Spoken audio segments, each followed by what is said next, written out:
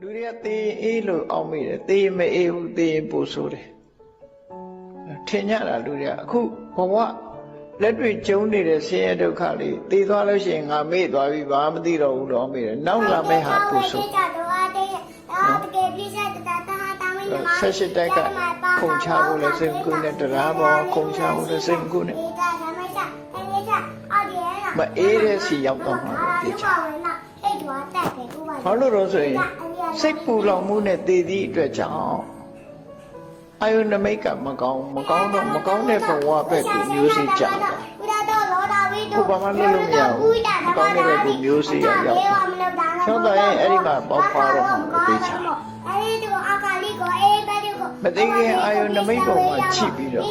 မျိုးစေ့ဆိုတာကြာတယ်ရသော်ဗျာလက်ထက်က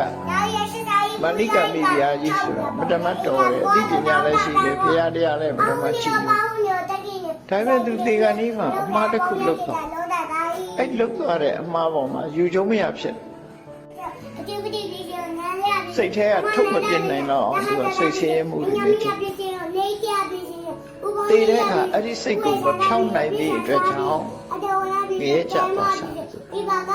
သို့တော့ကောင်းတာတွေလှုပ်ထားတာတွေကအလွန်များသည့်အတွက်ကြောင့်အကောင်းတွေကကယ်လိုက်တဲ့အခါငရဲမှာလူတွေရဲ့အရေးအတွက်နဲ့9ရက်ပဲငရဲခံရရတယ်ပြန်လွတ်လာဒီလိုဆိုကုသိုလ်အကယ်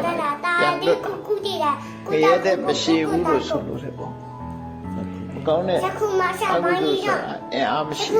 ကောင်းတာကကိုအင်အားကြီးကောင်းတာတွေကဝင်ကယ်လိုက်ပြီး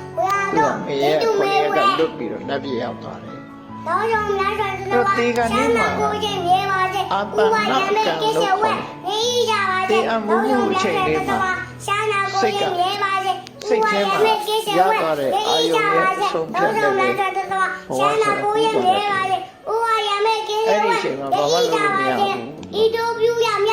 မသိသေးဘူးဆိုတဲ့အချိန်လေးမှာအာယုံနမိတ်ပြောင်းပြီးလို့ရတယ်ပြောင်းပြီးမှလို့ရှိရင်လည်းဘာမှမလုပ်ရောက်သွားတယ်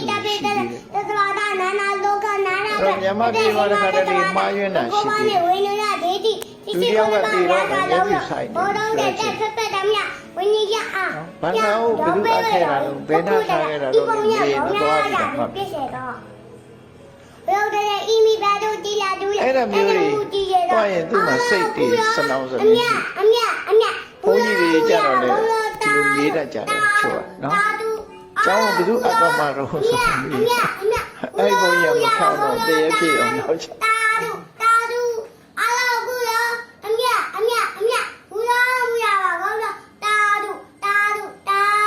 ရှင်